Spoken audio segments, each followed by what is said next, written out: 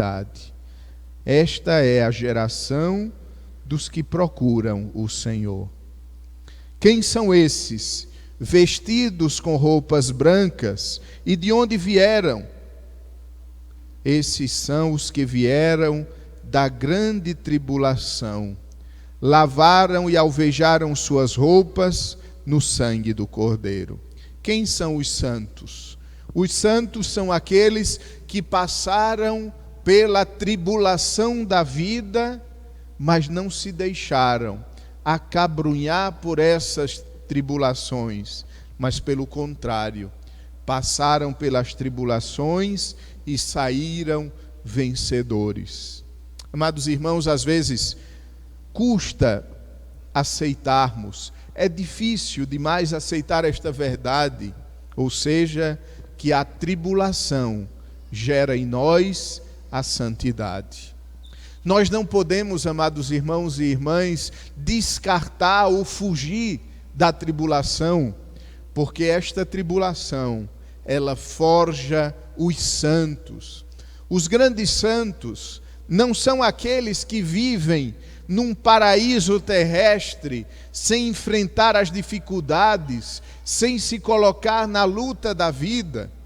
Os grandes santos são sim aqueles que estão no meio do mundo, na tribulação, mas conseguem, colocando sua confiança no Senhor, conseguem superar as dificuldades. E é isso que nós acabamos de ouvir no Evangelho e que eu gostaria que nós meditássemos brevemente. Quem são os santos? E não apenas quem são, mas, sobretudo, qual a receita da santidade? Os santos são os pobres em espírito. Amados irmãos, nós não podemos reduzir o Evangelho de nosso Senhor apenas a uma análise sociológica da realidade, ou seja, não é porque alguém é pobre que necessariamente vai para o céu, e não é também porque alguém é rico que necessariamente vai para o inferno, como alguns gostam de pensar. A verdadeira pobreza da qual fala Jesus é uma pobreza interior, é uma pobreza de espírito, ou seja, é confiar no Senhor. O pobre em espírito é aquele que não confia nas coisas do mundo, que não coloca sua segurança no dinheiro, nas amizades, nos conhecimentos, nas capacidades ou no talento, mas é aquele que coloca a sua confiança e sua esperança tão somente no Senhor. São aqueles que não esperam em mais nada ou em mais ninguém, somente no Senhor. Bem-aventurados os aflitos. A aflição, amados irmãos, vivida em unidade com Cristo, é caminho de salvação.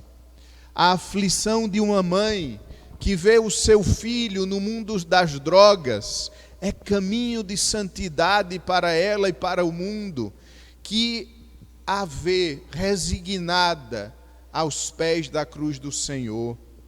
O sofrimento, amados irmãos, ele nos possibilita subirmos à cruz de Cristo e lá com o Senhor nos redimirmos e ajudarmos a redimir a humanidade.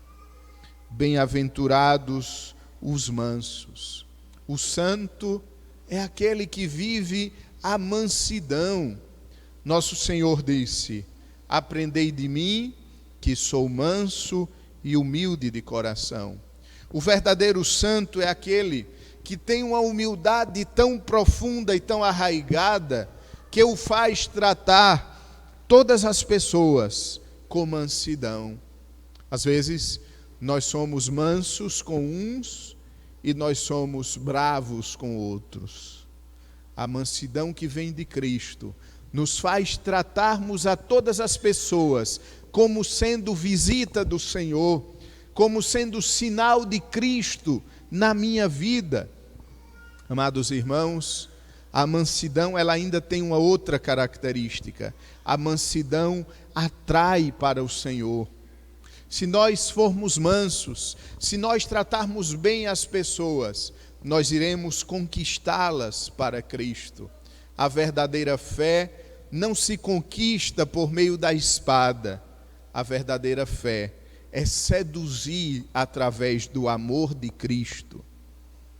Bem-aventurados os que têm fome e sede de justiça, porque serão saciados.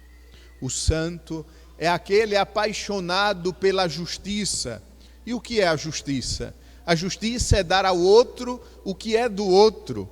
E nós devemos viver a justiça em duas direções. Em primeiro lugar, a justiça para com Deus.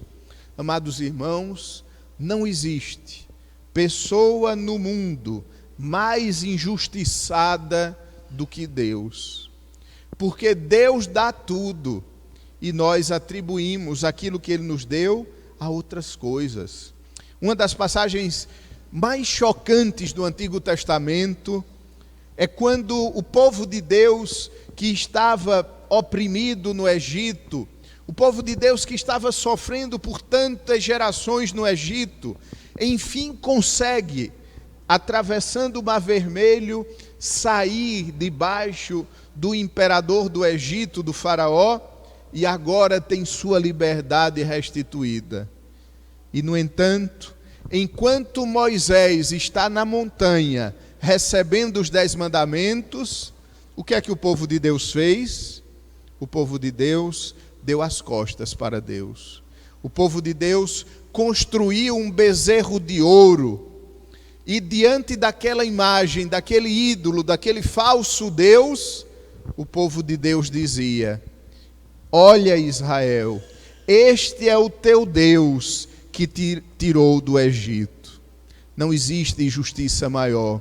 O verdadeiro Deus tinha tirado o povo do Egito e agora o povo estava atribuindo àquele falso Deus, aquele bezerro de ouro, a salvação que havia recebido. Quantos bezerros de ouro nós construímos? Nós, pessoalmente, nós como sociedade humana. Deus precisa ser Deus de novo na nossa vida. Nós precisamos destruir os falsos deuses que tiram a nossa atenção do verdadeiro Deus. Nós não podemos, como Israel, dizer ao bezerro de ouro que está na nossa vida: olha, Israel, este é o teu Deus que te tirou do Egito. Nós devemos dar justiça a Deus e fazer com que todas as coisas que recebemos, nós demos a Deus a devida glória. É interessante que vir à missa ao domingo, rezar, guardar um dia para o Senhor, não está dentro da virtude da religião, nem na virtude da piedade. Está dentro da virtude da justiça. Você aqui hoje na missa, você está rendendo justiça a Deus, porque Deus te deu tudo, e você por justiça veio agradecer. Você por justiça veio adorar o Senhor, e veio adorar publicamente, para demonstrar que tudo vem dele. A justiça para com Deus. Mas o santo também é aquele que faz justiça para com os irmãos e irmãs. É aquele que não levanta uma calúnia contra o irmão. É aquele que não mente para com o irmão. Mas é aquele também que por justiça ajuda o irmão a subir na vida, ajuda o irmão a se promover como ser humano. Santo Agostinho tinha uma frase que pode nos ajudar a entender a justiça em relação aos outros. Dizia Santo Agostinho: aquilo que sobra na tua mesa é o que falta na mesa do teu irmão. A justiça, amados irmãos, é restituir ao outro o que o outro deve receber. E aquilo que sobra na nossa mesa, na nossa vida, é do irmão. Falta na mesa do irmão. Aqui já abro um parênteses. Nós vamos repetir este ano a experiência que nós fizemos ano passado, de cada domingo do tempo do advento, nós trazermos para a igreja algum alimento, para a gente então, no Natal, apenas como um gesto, apenas como uma gota no oceano, dizermos a Deus: Senhor, isto que sobrou na minha mesa, eu quero fazer chegar na mesa do meu irmão. Bem-aventurados os misericordiosos. O santo é alguém que reconhece na própria vida a misericórdia de Deus. É interessante que, se a gente lê qualquer obra de qualquer santo, nós vamos perceber que o santo, antes de mais nada, é alguém que experimenta diariamente a misericórdia de Deus. O santo não é alguém que se coloca num pedestal e diz: incensem mim, e diz: louvem as minhas qualidades. O santo, pelo contrário, é aquele que bate no peito, como o pecador do Evangelho, e diz: Senhor, tem piedade de mim, que sou um pecador. São José Maria Escrivá de Balaguer, um santo espanhol, fundador da Opus Dei, ele fez um pedido aos seus filhos espirituais, aos membros daquela realidade que ele tinha fundado. Ele fez um pedido e disse que colocassem na sua lápide apenas uma inscrição, que não seria o seu nome, que não seria as suas qualidades, que não seriam os seus feitos. Ele pediu que escrevessem na sua lápide, no seu túmulo: Peccator genuit filius et filias, ou seja, aqui jaz um pecador, porém que gerou filhos e filhas. Essa é a santidade. Essa é a santidade que até no último instante da vida quer ser lembrado como um pecador. Desconfie daquela pessoa que se acha santa demais. Desconfiemos nós mesmos, de nós mesmos, quando nos acharmos bons demais, quando nos acharmos perfeitos demais, quando nos acharmos sem pecado algum. Quando isso acontece, significa que estamos muito distante de Deus, porque Deus é uma luz, e quando a luz de Deus toca o nosso coração, nós vemos as mínimas imperfeições e nos achamos grandes pecadores. Porém, pecadores que vivem a misericórdia de Deus. Porém, pecadores que experimentam a misericórdia de Deus e são misericordiosos com os outros. Nós corremos o risco, como comunidade cristã, nós corremos o risco de sermos misericordiosos conosco mesmo e sermos implacáveis com os outros. Quantas vezes nós que batemos no peito na missa 3 vezes dizendo: por minha culpa, minha tão grande culpa, e suplicamos o perdão de Deus ajoelhados no confessionário, quantas vezes nós somos os primeiros a não viver a misericórdia com o irmão? Quantas vezes a mão que bate no peito é a mesma que aponta o erro do irmão, da irmã? O santo é aquele que aponta os próprios erros, mas com o outro é sempre misericordioso, mas com o outro é sempre capaz de ver as qualidades. Bem-aventurados os puros de coração. O santo é aquele que vive a pureza, é aquele que não tem segundas intenções. Às vezes a gente fica até preocupado quando alguém diz assim: padre, eu não vou dar esmola a fulano. A gente sabe quem é. Ele vai fazer isso, aquilo, outro. A gente não tem pureza de intenção. Você está dando a esmola àquela pessoa e ainda está dizendo como é que ela deve usar. O puro de coração não é o ingênuo. O puro de coração é aquele que parece com Cristo e que não julga o outro com maldade, mas que vê sempre a bondade no irmão. Bem-aventurados os que promovem a paz. O santo é aquele que promove a paz.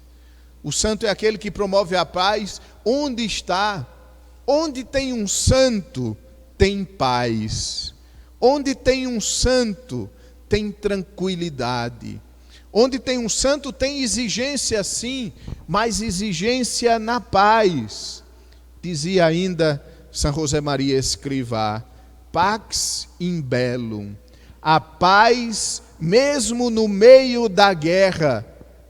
Nós devemos, amados irmãos, compreender que estamos numa luta contínua no mundo. Por isso nós falamos de bem-aventurados os aflitos, bem-aventurados os perseguidos. Mas no meio da luta, o santo está em paz. Porque o santo sabe que o mundo pode girar como for, mas ele terá sempre o seu coração fixo em Cristo. E nada poderá abalá-lo. Por isso no Salmo nós ouvimos que Jerusalém é uma cidade bem edificada, que nada pode abalar, nada abala quem tem o coração em Deus. Bem-aventurados os que são perseguidos. Amados irmãos, quantos irmãos nossos morreram, deram o seu sangue por Cristo? No passado, nos primeiros séculos da igreja, os primeiros santos da igreja são os mártires. Aquele que, tendo diante de si duas opções, viver e negar a Cristo, ou morrer e confessar o Senhor, sempre preferiram viver com Cristo, morrendo para o mundo. Nada chama mais atenção na história da igreja do que os mártires. Aqueles homens e mulheres, jovens, até crianças, que deram a sua vida por Cristo, perseguidos por Jesus, mas felizes. Conta-se na história da igreja, nos primeiros séculos, contam-se milhares e milhares nas atas dos mártires, que enquanto estavam nos circos romanos para serem devorados pelas feras, louvavam, cantavam a Deus. Eles sabiam que eles não deveriam ter medo de quem tira a vida, mas de quem joga no inferno. Mas essa realidade, amados irmãos, não é a realidade que ficou no passado. Hoje, 6 de novembro de 2022, hoje, quantos irmãos nossos já morreram por Jesus, simplesmente por serem de Cristo, e nós que não morremos para a nossa preguiça, para pertencer ao Senhor, e nós que não morremos para as nossas vontades, para pertencermos ao Senhor, e nós que não morremos para nossas ideias fixas, para pertencermos ao Senhor. Alguns anos atrás, um instituto americano fez um levantamento e chegou a esta conclusão: a cada 5 minutos, a cada 5 minutos, um cristão é morto pela sua fé. Quantos cristãos já foram mortos enquanto estamos aqui nessa Santa Missa? E é pelo sangue derramado deles que o Evangelho continua brotando, dando frutos. Tem uma frase também do início da igreja que diz: o sangue dos mártires é semente de novos cristãos. Se eu não me engano, é de Tertuliano. Bem-aventurados sois vós quando vos injuriarem e perseguirem, e mentindo disserem todo tipo de mal contra vós por causa de mim. O santo é sempre alguém incompreendido, é sempre alguém que o mundo aponta e mostra defeitos. Quantos santos são tidos para o mundo como loucos? Quantos santos são tidos para o mundo como pessoas desprezíveis e, no entanto, são joias, e, no entanto, são pedras preciosas que a humanidade produziu através do amor de Deus. Alegrai-vos e exultai, porque será grande a vossa recompensa no céu.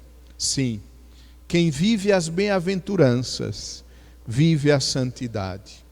Sim, Quem vive cada um desses passos que o Evangelho de hoje nos trouxe, está vivendo a receita para chegar no céu. E quando chegar no céu, a recompensa será muito grande. Nós poderemos olhar para trás, para a nossa vida, e nós iremos perceber que tudo valeu a pena, porque tudo nos levou para o Senhor. E o contrário também é verdade. Se nós não formos para o céu, nós iremos olhar para trás e iremos dizer: não valeu a pena ter existido. Não valeu a pena ter passado pelo vale de lágrimas. Não valeu a pena ter sofrido. Mas também não valeu a pena ter vivido tantas alegrias. Porque agora estou condenado a uma eternidade infeliz, a uma eternidade distante de Deus. Mas o santo, pelo contrário, irá compreender que tudo valeu a pena, porque agora ele e o Senhor são uma coisa só. Supliquemos a Nossa Senhora, a mulher mais santa que jamais existiu sobre a terra, a mulher que era toda de Deus. Supliquemos a ela, que ela nos ensine a sermos também nós um pouquinho santos, nós que somos pobres e pecadores, para chegarmos um dia a gozar da visão beatífica de Deus no céu para toda a eternidade. E assim viveremos para sempre com estes nossos irmãos que hoje nós honramos, os santos.